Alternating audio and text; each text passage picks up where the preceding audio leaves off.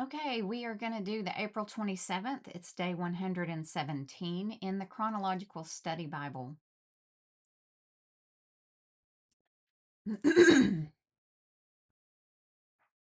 Even families of great kings suffer the brokenness of life outside of Eden. David married numerous wives, and his family suffered from dysfunction and estrangement. Amnon, as firstborn, is David's heir apparent. Jonadab, David's nephew, counsels Amnon to do what he himself would do if he were a king's son. Amnon rapes Tamar. In shame, she tears the robe that identifies her as the king's virgin daughter. David, possibly paralyzed by guilt and shame regarding his own adultery and murder, is angered by Tamar's rape, but does nothing. The handsome Absalom, David's third-born son and Tamar's full sibling, persuades his father to allow Amnon to attend a sheep-shearing celebration, where he has Amnon killed. Absalom then flees from the land of Israel, and when he eventually returns, Absalom leads a bloody rebellion against his father David, which ends in Absalom's death. All these men are broken, and Tamar is left broken. Sin leaves its fingerprints everywhere and on everyone, planting seeds of destruction for David's family. No one, not even royalty, escapes its touch. 2 Samuel chapter 12, verse 26 is where we're starting. Meanwhile, Joab was fighting against Rabbah, the capital of Ammon, and he captured the royal fortifications.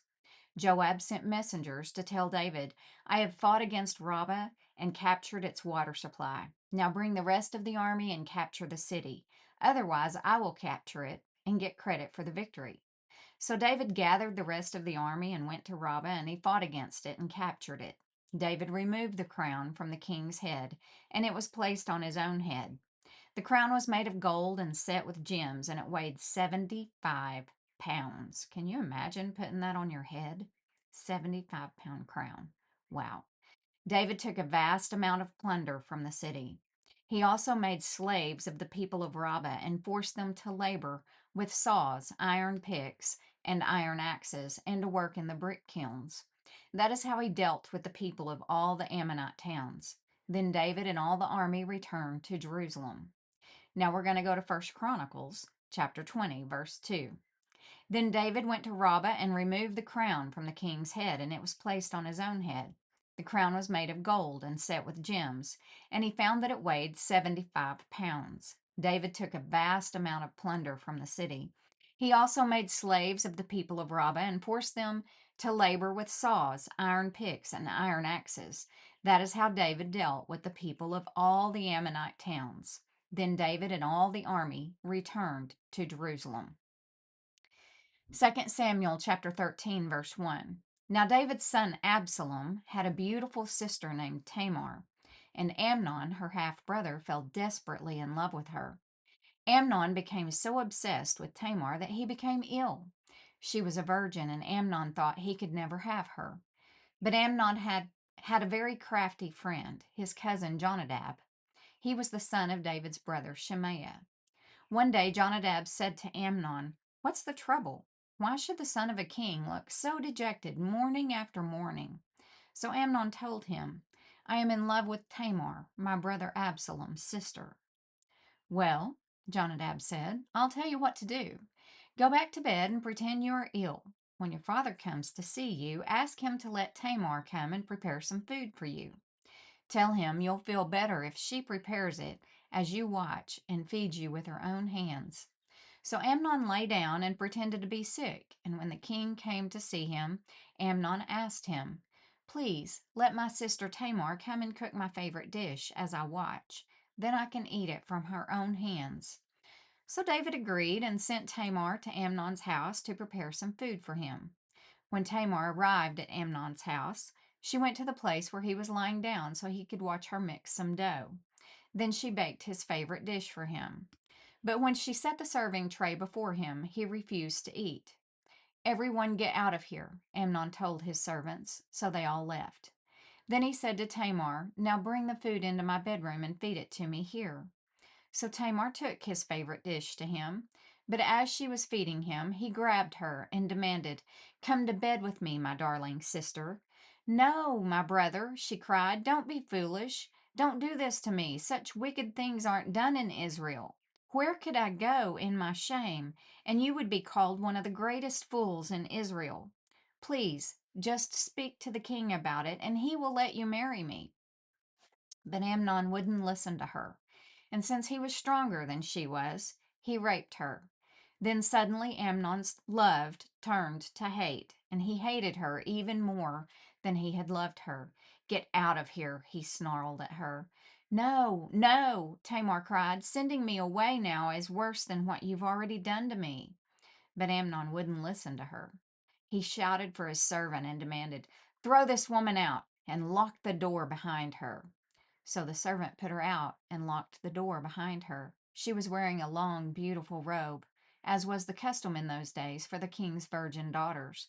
But now Tamar tore her robe and put ashes on her head, and then with her face in her hands she went away crying. Her brother Absalom saw her and asked, "Is it true that Amnon has been with you?" "Well, my sister, keep quiet for now. Since he's your brother, don't worry about it."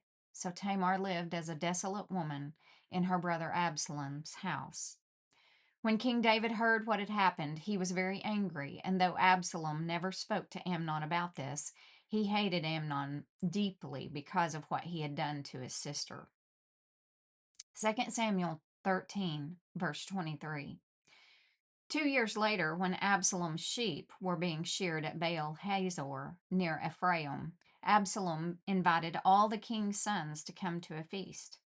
He went to the king and said, "My sheep shearers are now at work. Would the king and his servants please come to celebrate the occasion with me?" The king replied, "No, my son, if we all came, we would be too much of a burden on you." Absalom pressed him, but the king would not come, though he gave Absalom his blessing.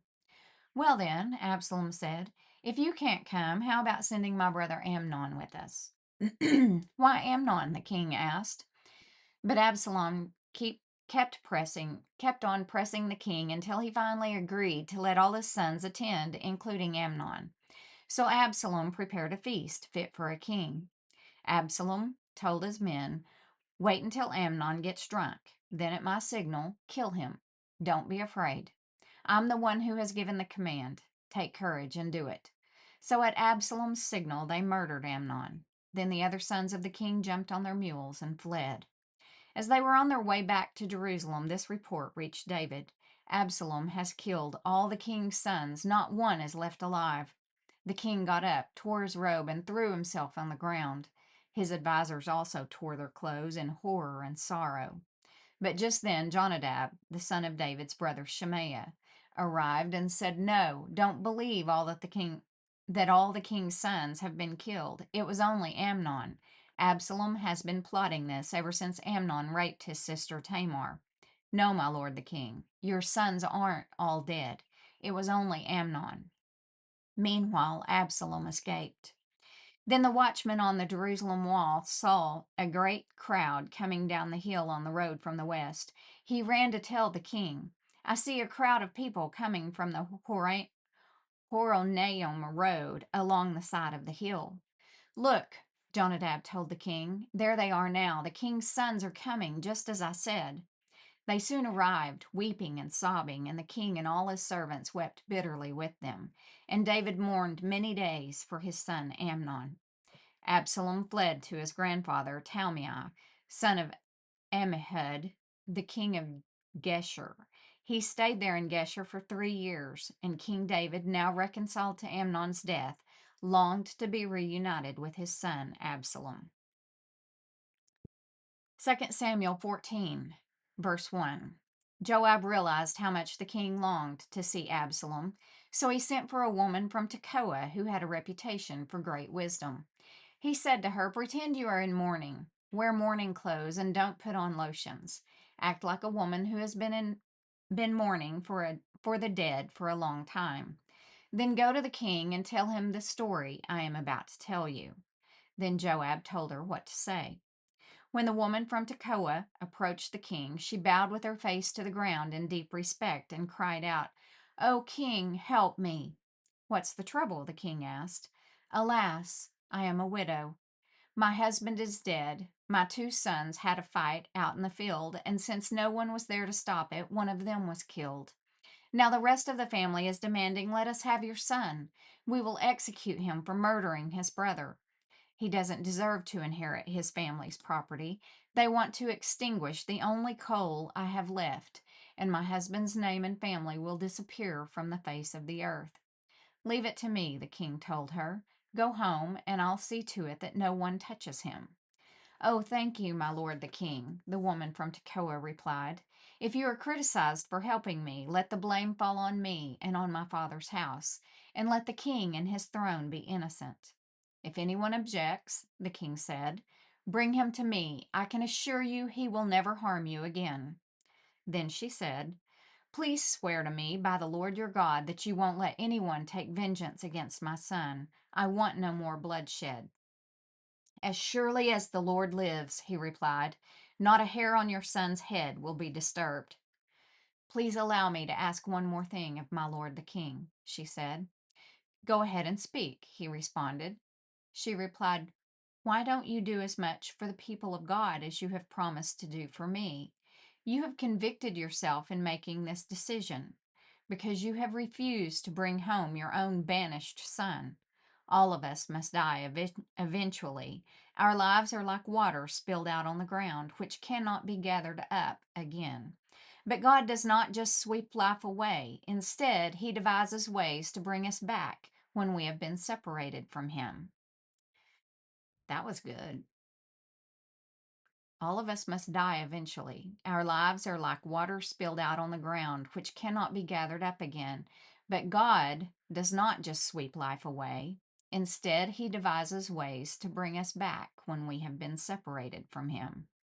I have come to plead with my lord the king because people have threatened me. I said to myself, perhaps the king will listen to me and rescue us from those who would cut us off from the inheritance God has given us. Yes, my lord the king will give us peace of mind again. I know that you are like an angel of God in discerning good from evil. May the Lord your God be with you." "I must know one thing," the king replied, "and tell me the truth." "Yes, my lord the king," she responded. "Did Joab put you up to this?" And the woman replied, "My lord the king, how can I deny it? Nobody can hide anything from you. Yes, Joab sent me and told me what to say. He did it to place the matter before you in a different light. But you are as wise as an angel of God, and you understand everything that happens among us." So the king sent for Joab and told him, "All right, go and bring back the young man Absalom." Joab bowed with his face to the ground in deep respect and said, "At last I know that I have gained your approval, my lord the king, for you have granted me this request." Then Joab went to Geshur and brought Absalom back to Jerusalem. But the king gave this order: "Absalom may go to his own house, but he must never come into my presence." So Absalom did not see the king. 2 Samuel 14:25 through 33. Now Absalom was praised as the most handsome man in all Israel. He was flawless from head to foot. He cut his hair only once a year, and then only because it was so heavy. When he weighed it out, it came to 5 pounds. He had 3 sons and one daughter. His daughter's name was Tamar, and she was very beautiful. Absalom lived in Jerusalem for 2 years, but he never got to see the king. Then Absalom sent for Joab to ask him to intercede for him, but Joab refused to come. Absalom sent for him a second time, but again Joab refused to come. So Absalom said to his servants, "Go and set fire to Joab's barley field, the field next to mine." So they set his field on fire, as Absalom had commanded.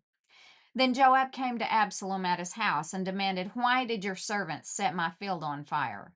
And Absalom replied, "Because I wanted you to ask the king why he brought me back from Geshur if he didn't intend to see me. I might as well have stayed there. Let me see the king. If he finds me guilty of anything, then let him kill me." So Joab told the king what Absalom had said. Then at last David summoned Absalom, who came and bowed low before the king, and the king kissed him. And that concludes the April 27th Daily Bible Reading. Thanks.